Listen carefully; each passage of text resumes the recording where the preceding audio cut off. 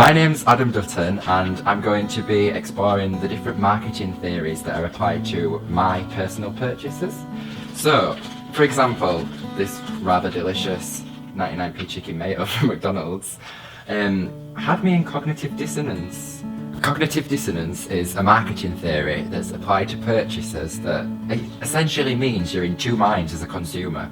So, this McDonald's chicken mayo, I just don't have time on a morning to eat breakfast, and obviously starting uni at 11, McDonald's breakfast finishes at 10:30, so the only option is to eat a chicken mayo.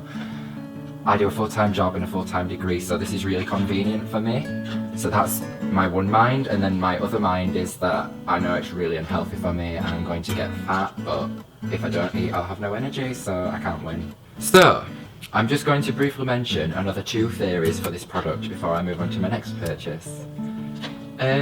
Consumer involvement theory. I can't really apply to this purchase as nobody is really going to envy me for eating a McDonald's breakfast.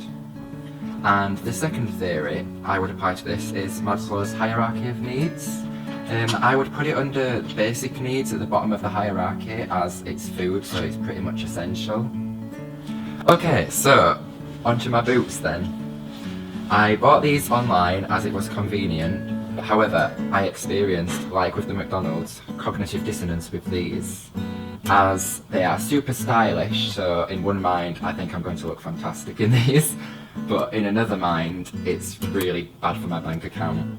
Okay, so now I'm going to apply the consumer involvement theory to those boots. When I'm shopping in Leeds and I'm looking around, I see a lot of different people walking about with like really stylish outfits, and I like envy them. I want to sort of be like them and have my own style.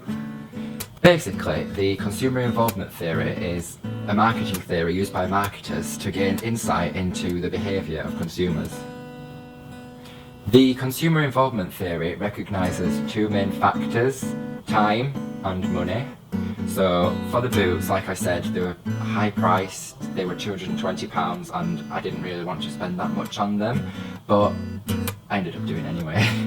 And the time, it was quick, it was convenient, I got next day delivery online, so for me it was just sort of a win-win.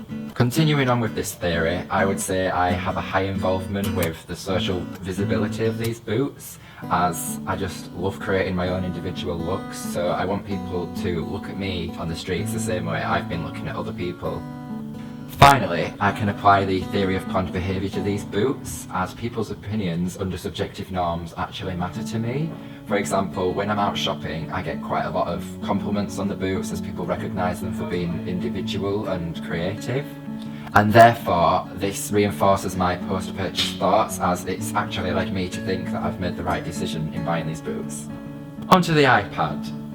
This beautiful iPad. I had a new need recognition, as I knew I was starting university soon at the end of the summer, and I get super stressed out with having notes everywhere like in a bag.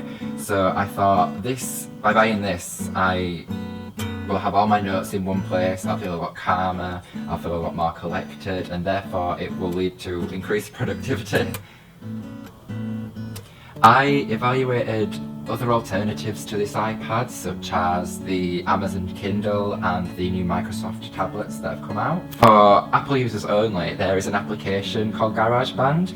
Now, as I'm a singer and really sort of passionate about music, I like to use GarageBand as my tool of production, and by being a loyal Apple customer and having the same software on my phone and both my iPads, I can sort of use it fluidly, like I can transfer via AirDrop.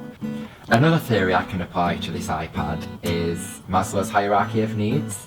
Now, Maslow's hierarchy of needs recognises the different levels of needs a consumer has when they're buying a product. I would put this iPad under self-actualisation, as self-actualisation is defined as allowing you to achieve your true potential, which is something I'm hoping this iPad will do for my music. Extensive problem solving. I would put the iPad under limited problem solving, as it's not something I would buy all the time due to the cost. To conclude my personal purchase habits, I would say they all seem to follow the thought processes laid out in the business to consumer model.